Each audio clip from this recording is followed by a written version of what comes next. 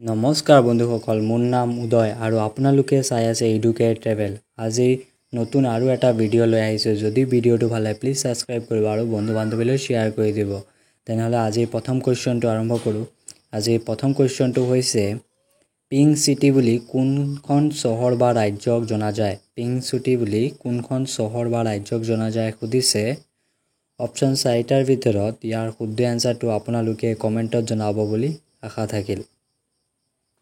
তাৰ পাছত 2 নম্বৰ কুৱেশ্যনটো হৈছে ভাৰত ৰত্ন লাভ কৰা প্ৰথমজন ভাৰতীয় কোন? ভাৰত ৰত্ন লাভ কৰা প্ৰথমজন ভাৰতীয় কোন সুধিছে। অপশ্যন 4টাৰ ভিতৰত ইয়াৰ শুদ্ধ এনচাৰটো হ'ব option number B Sarvepalli Radhakrishna. Sarvepalli Radhakrishna হৈছে ভাৰত ৰত্ন লাভ কৰা প্ৰথমজন ভাৰতীয়। তাৰ পাছত 3 নম্বৰ কুৱেশ্যনটো হৈছে হৰ্ণবিল উৎসৱ ক'ত অনুষ্ঠিত হয়? হৰ্ণবিল উৎসৱ ক'ত অনুষ্ঠিত হয় সুধিছে। অপশ্যন 4টাৰ ভিতৰত ইয়াৰ শুদ্ধ এনচাৰটো হ'ব অপশ্যন নম্বৰ ডি নাগালেণ্ড।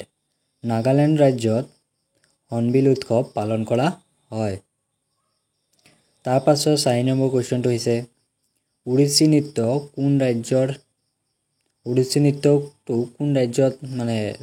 নৃত্য নাচে এইটো সুধিছে। অপশ্যন 4টাৰ ভিতৰত ইয়াৰ শুদ্ধ এনচাৰটো হ'ব option number B Orissa. Orissa ৰাজ্যত ওড়িশী নৃত্যটো পালন কৰা হয়। তাৰ পাছত 5 নম্বৰ কুৱেশ্যন হৈছে ভলীবল খেলত প্ৰতিটো দলত কেইজনকৈ খেলুৱৈ থাকে? ভলীবল খেলত প্ৰতিটো দলত কেইজনকৈ খেলুৱৈ থাকে সুধিছে। অপশ্যন 4টা দিয়া আছে, ইয়াৰ মাজত ইয়াৰ শুদ্ধ এনচাৰটো হ'ব option number A option D 6জন। অপশ্যন ডি 6জন। ভলীবল খেলত 6জন খেলুৱৈ থাকে। তাৰ পাছত নেক্সট কুৱেশ্যন বিশ্ব বেংকৰ মুখ্য কাৰ্যালয় ক'ত অৱস্থিত? বিশ্ব বেংকৰ মুখ্য কাৰ্যালয় ক'ত অৱস্থিত সুধিছে। অপশ্যন 4টাৰ ভিতৰত ইয়াৰ শুদ্ধ এনচাৰটো হ'ব option number B Washington. Washington ডিচিত বিশ্ব বেংকৰ মুখ্য কাৰ্যালয় অৱস্থিত। 7 নম্বৰ কুৱেশ্যন হৈছে অৰ্থনৈতিকৰ পিতৃপুৰুষ বুলি কাক কোৱা হয়? অৰ্থনৈতিকৰ পিতৃপুৰুষ বুলি কাক কোৱা হয় সুধিছে।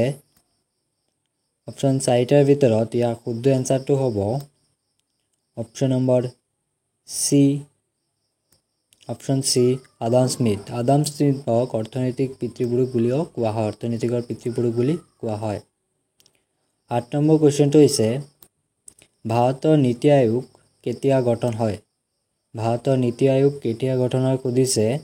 আৰু নীতি আয়োগৰ অধ্যক্ষ আপোনালোকে কমেণ্টত জনাব নীতি আয়োগৰ অধ্যক্ষ কোন হয় আৰু নীতি আয়োগটো কেতিয়া গঠন হৈছিল সুধি ইয়াৰ শুদ্ধ এনচাৰ হ'ব অপশ্যন 4টাৰ ভিতৰত অপশ্যন এ 2015 চনত। 2015 চনত ভাৰতত নীতি আয়োগ গঠন হৈছিল। তাৰ পাছত 9 নম্বৰ কুৱেশ্যনটো হৈছে তলৰ কোনজনক এছিয়াৰ পোহৰ বুলি কোৱা হয়? তলৰ কোনজনক এছিয়াৰ পোহৰ বুলি কোৱা হয় সুধিছে। অপশ্যন 4টাৰ ভিতৰত ইয়াৰ শুদ্ধ এনচাৰ হ'ব অপশ্যন নম্বৰ এ বুদ্ধ। বুদ্ধক এছিয়াৰ পোহৰ বুলি কোৱা হয়। তাৰ পাছত 10 নম্বৰ কুৱেশ্যন হৈছে ব্ৰহ্মপুত্ৰৰ আটাইতকৈ ডাঙৰ উপনৈ কোনখন? ব্ৰহ্মপুত্ৰৰ আটাইতকৈ ডাঙৰ উপনৈ কোনখন সুধিছে। অপশ্যন 4টাৰ ভিতৰত ইয়াৰ শুদ্ধ এনচাৰটো হ'ব অপশ্যন ডি সোৱণশিৰি। সোৱণশিৰি নদীটো হৈছে ব্ৰহ্মপুত্ৰৰ আটাইতকৈ ডাঙৰ উপনৈ। তাৰ পাছত 11 নম্বৰ কুৱেশ্যন হৈছে তলৰ কোনজন ৰজাক লৰা ৰজা নামেৰে জনা যায়?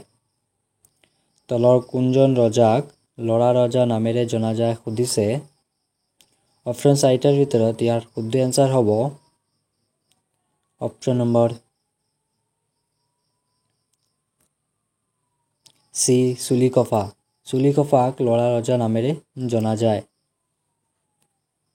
তাৰপাছত 12 নম্বৰ কুৱেশ্যনটো হৈছে তলৰ কোনখন ৰাজ্যৰ সৈতে অসমে সীমা ভাগ নকৰে? তলৰ কোনখন ৰাজ্যৰ সৈতে অসমে সীমা ভাগ নকৰে সুধিছে। অপশ্যন 4টাৰ ভিতৰত ইয়াৰ শুদ্ধ এনচাৰটো হ'ব option number C Sikkim Sikkim ৰাজ্যৰ লগত অসমে সীমা ভাগ নকৰে বাকি 8টাৰ লগত অসমে ভাগ কৰে তাৰ পাছত 13 নম্বৰ কোৱেশ্চন হৈছে অসম কেতিয়া বংগৰ পৰা পৃথক হৈছিল অসম কেতিয়া বংগৰ পৰা পৃথক হৈছিল খুদিছে অপচন 4টাৰ ভিতৰত ইয়াৰ শুদ্ধ এনসাৰটো হ'ব অপচন বি 1874 চনত 1874 চনত অসম বংগৰ পৰা অসম পৃথক হৈছিল কিমান চনত অসমৰ ৰাজধানী শিলঙৰ পৰা দিছপুৰলৈ স্থানান্তৰ কৰা হয় কিমান চনত অসমৰ ৰাজধানী শিলঙৰ পৰা দিছপুৰলৈ স্থানান্তৰ কৰা হৈছিল খুদিছে অপচন 4টাৰ ভিতৰত ইয়াৰ শুদ্ধ এনসাৰটো হ'ব অপচন নম্বৰ এ 1973 চনত 1973 চনত অসমৰ ৰাজধানী শিলঙৰ পৰা দিছপুৰলৈ স্থানান্তৰ কৰা হৈছিল 1973 চনত 15 নম্বৰ কোৱেশ্চন হৈছে ইয়াণ্ডাবু সন্ধি কোন চনত স্বাক্ষৰিত হৈছিল ইয়াণ্ডাবু সন্ধি কোন চনত স্বাক্ষৰিত হৈছিল খুদিছে অপচন 4টাৰ ভিতৰত ইয়াৰ শুদ্ধ এনসাৰ হ'ব অপচন এ 1826 চনত 1826 চনত ইয়াণ্ডাবু সন্ধি স্বাক্ষৰিত হৈছিল তাৰ পাছত 16 নম্বৰ কোৱেশ্চন হৈছে অসমৰ বিধানসভাৰ মুঠ আসন কেইখন অসমৰ বিধানসভাৰ মুঠ আসন কেইখন খুদিছে অপচন 4টাৰ ভিতৰত ইয়াৰ শুদ্ধ এনসাৰটো হ'ব অপচন ডি 126 খন 126 অসমৰ বিধানসভাৰ মুঠ আসন হৈছে 126 17 নম্বৰ কোৱেশ্চনটো হৈছে অসমত আটাইতকৈ কম বয়সৰ বাবে মুখ্যমন্ত্ৰী হোৱা ব্যক্তিজন কোন অসমৰ আটাইতকৈ কম সময়ৰ বাবে মুখ্যমন্ত্ৰী হোৱা ব্যক্তিজন কোন খুদিছে অপচন 4টাৰ ভিতৰত ইয়াৰ শুদ্ধ এনসাৰটো হ'ব অপচন ডি ভূমিধৰ বৰ্মন হৈছে অসমৰ আটাইতকৈ কম সময়ৰ বাবে মুখ্যমন্ত্ৰী হোৱা ব্যক্তি তাৰ পাছত 18 নম্বৰ কোৱেশ্চন হৈছে অসমৰ বিধানসভাৰ প্ৰথম অধ্যক্ষ কোন আছিল অসম বিধানসভাৰ প্ৰথম অধ্যক্ষ কোন আছিল খুদিছে অপচন 4টাৰ ভিতৰত ইয়াৰ শুদ্ধ এনসাৰটো হ'ব অপচন নম্বৰ সি বসন্ত কুমাৰ দাস হৈছে অসম বিধানসভাৰ প্ৰথমজন অধ্যক্ষ তাৰ পাছত 19 নম্বৰ কোৱেশ্চন হৈছে অসম চুক্তি স্বাক্ষৰিত হোৱাৰ সময়ত